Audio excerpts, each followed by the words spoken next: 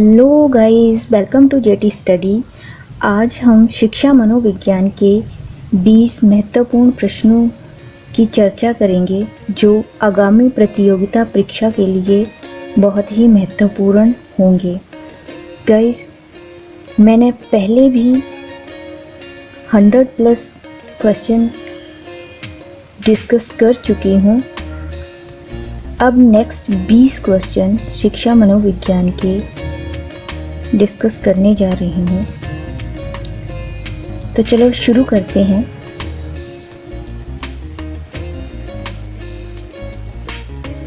Twenty 21 number पर question है, मनोविज्ञान के अंग्रेजी प्राय साइकोलॉजी शब्द की व्युत्पत्ति कहाँ से हुई है? साइकोलॉजी जो कि अंग्रेजी का शब्द है, इसकी व्युत्पत्ति कहाँ से हुई है? तो इसकी व्युत्पत्ति ग्रीस भाषा से हुई है। नेक्स्ट क्वेश्चन 122 पर, मनोविज्ञान को विशुद्ध विज्ञान किसने माना है? तो गाइस, मनोविज्ञान को विशुद्ध विज्ञान जेम्स ड्रेवर ने माना है। नेक्स्ट क्वेश्चन 123 पर, मनोविज्ञान मन का वैज्ञानिक अध्ययन है। यह कथन किसका है? मनोविज्ञान मन का वैज्ञानिक अध्ययन है, ये कथन किसका है? तो गाइस, ये कथन है वैलेंटाइन का। नेक्स्ट क्वेश्चन 124 पर, शिक्षा मनोविज्ञान के अंतर्गत किसका अध्ययन किया जाता है? शिक्षा मनोविज्ञान के अंतर्गत अध्ययन मानव, जीव जंतुओं तथा संसार के अन्य सभी प्राणियों का अध्ययन किया जाता है मनोविज्ञान अध्ययन में। नेक्स्ट क्वेश्चन 124 पर, बाल मनोविज्ञान के आधार पर कौन सा कथन सर्वोत्तम है? पूछा क्या गया है, बाल मनोविज्ञान के आधार पर कौन सा कथन सबसे उत्तम है? ऑप्शन ए, सारे बच्चे एक जैसे होते हैं। ऑप्शन बी, प्रत्येक बच्चा विशिष्ट होता है। ऑप्शन सी, कुछ बच्चे विशिष्ट होते हैं।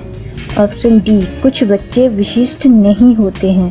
तो गाइस, इस क्वेश्चन का सही आंसर है ऑप्शन बी, इसका सही आंसर है। नेक्स्ट क्वेश्चन 26, बच्चे के लिए निःशुल्क एवं अनिवार्य शिक्षा का अधिकार अधिनियम कितने वर्ष के बच्चे के लिए लागू है? ऑप्शन ए 6 से 14 वर्ष, ऑप्शन बी 7 से 13 वर्ष, ऑप्शन सी 15 से 11 वर्ष या ऑप्शन डी 6 से 12 वर्ष। तो गाइस, इसका सही आंसर है ऑप्शन ए, 6 से 14 वर्ष बच्चे के लिए निःशुल्क और अनिवार्य शिक्षा अधिनियम लागू है। नेक्स्ट क्वेश्चन 127 पर, शिक्षक को ज्ञान होना चाहिए किसका?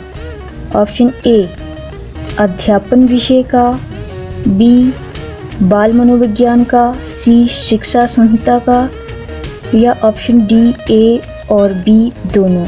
तो गाइस, इस क्वेश्चन का सही आंसर है डी, अध्यापन विषय का ज्ञान होना चाहिए शिक्षक को और बाल मनोविज्ञान का ज्ञान होना चाहिए शिक्षक को। नेक्स्ट क्वेश्चन 128 पर, एक बच्चे की वृद्धि और विकास के अध्ययन की सर्वाधिक अच्छी विधि कौन सी है? एक बच्चे की वृद्धि और विकास के अध्ययन की सर्वाधिक अच्छी विधि कौन है? ऑप्शन ए, मनोविश्लेषण विधि, बी, तुलनात्मक विधि, सी, विकासीय विधि या ऑप्शन डी, सांख्यिकीय विधि। तो गाइस, इस क्वेश्चन का सही आंसर है ऑप्शन सी, विकासीय विधि। नेक्स्ट क्वेश्चन 129 पर, समाजीकरण वह प्रक्रिया है जिसमें बच्चे और वयस्क सीखते हैं। क्या सीखते हैं? ऑप्शन ए परिवार से सीखते हैं, विद्यालय से सीखते हैं, साथियों से सीखते हैं, ऑप्शन डी इन सभी से। तो गाइस इसका सही आंसर है समाजीकरण वह प्रक्रिया है जिसमें बच्चे और वयस्क परिवार से भी सीखते हैं, विद्यालय से भी सीखते हैं और अपने साथियों से भी सीखते हैं, यानी कि ऑप्शन डी इन सभी से सीखते हैं। नेक्स्ट क्वेश्चन 130 पर गार्डनर ने 7 बुद्धि का अधिमान निर्धारित किया, इनमें से कौन सा नहीं है?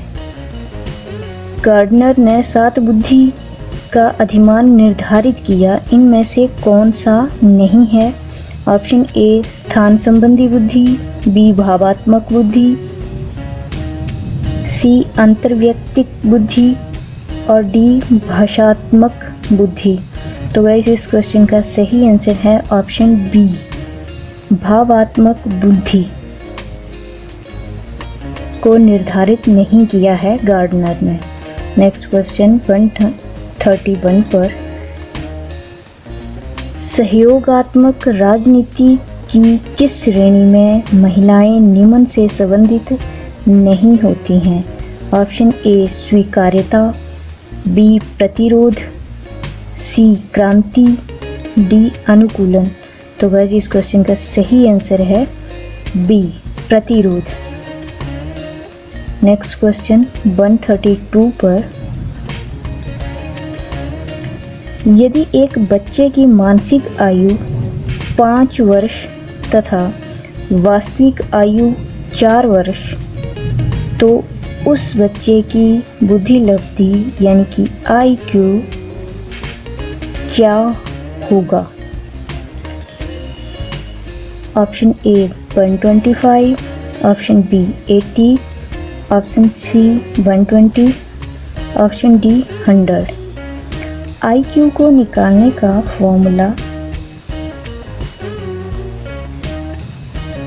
Mental age over chronological age into 100। तो यहाँ पे मेंटल एज कितनी बताई गई है? 5, क्रॉनिकल एज 4 इंटू 100।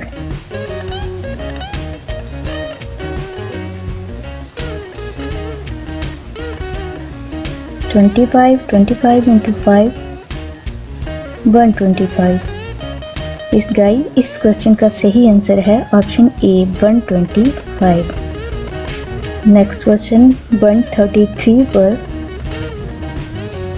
विद्यालयी क्षेत्र में रचनात्मक निर्धारकों को जानने के लिए इनमें से कौन सा उपगम नहीं है? क्वेश्चन पर पूछा गया है कि विद्यालयी क्षेत्रों में रचनात्मक निर्धारकों को जानने के लिए इनमें से कौन सा उपगम नहीं है? ऑप्शन ए वार्तालाप कौशल, बी बहुविकल्पीय प्रश्न, सी परियोजना कार्य, डी मौखिक प्रश्न। वार्तालाप का कौशल, परियोजना कार्य और मौखिक प्रश्न ये सभी विद्यालय क्षेत्र में रचनात्मक निर्धारकों को जानने के लिए आवश्यक उपागम है और ऑप्शन बी बहुविकल्पीय प्रश्न इसमें शामिल नहीं किए जाते हैं। तो गाइस इस क्वेश्चन का सही आंसर है option B.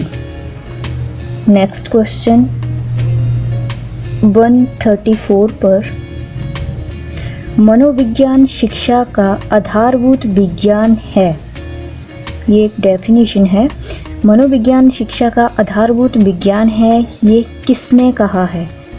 Option A B.N. Jha, option B Skinner, option C Davis, option D Woodworth. तो गाइस इसका सही आंसर है स्किनर ने ये परिभाषा दी है। नेक्स्ट क्वेश्चन 135 पर आधुनिक मनोविज्ञान का क्या अर्थ है? ऑप्शन ए मन का अध्ययन, बी आत्मा का अध्ययन, सी शरीर का अध्ययन, डी व्यवहार का अध्ययन। तो आधुनिक मनोविज्ञान का क्या अर्थ है?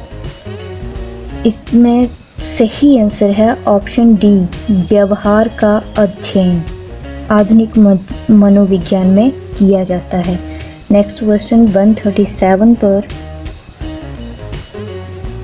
हिंदी अक्षरों को बालक किस आयु में पहचानने लगते हैं? ऑप्शन ए 3 वर्ष में, बी 4 वर्ष में, सी 5 वर्ष में, डी 6 वर्ष में। तो ऑप्शन सी इसका सही आंसर है 5 वर्ष में। नेक्स्ट क्वेश्चन 138 पर,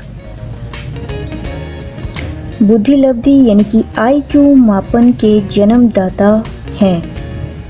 ऑप्शन ए स्टर्न, बी विने, सी टर्मैन, डी इनमें से कोई नहीं। तो गाइज इसका सही आंसर है ऑप्शन सी टर्मैन। टर्मैन ने IQ मापन के जन्मदाता हैं। नेक्स्ट क्वेश्चन 139 पर, अलेक्किया क्या है? ऑप्शन ए पढ़ने की अक्षमता, बी लिखने की अक्षमता, सी सीखने की अक्षमता, डी सुनने की अक्षमता। तो गाइज इस क्वेश्चन का सही आंसर है ऑप्शन ए पढ़ने की अक्षमता। नेक्स्ट क्वेश्चन 140 इस स्लाइड का लास्ट क्वेश्चन है। 140 पर क्वेश्चन है, शिक्षा मनोविज्ञान की उत्पत्ति का वर्ष कौन सा माना जाता है? Option A 1947, option B 1920, option C 1940, option D 1900। तो गाइज इस क्वेश्चन का सही आंसर है ऑप्शन डी 1900 शिक्षा मनोविज्ञान की उत्पत्ति का वर्ष माना जाता है।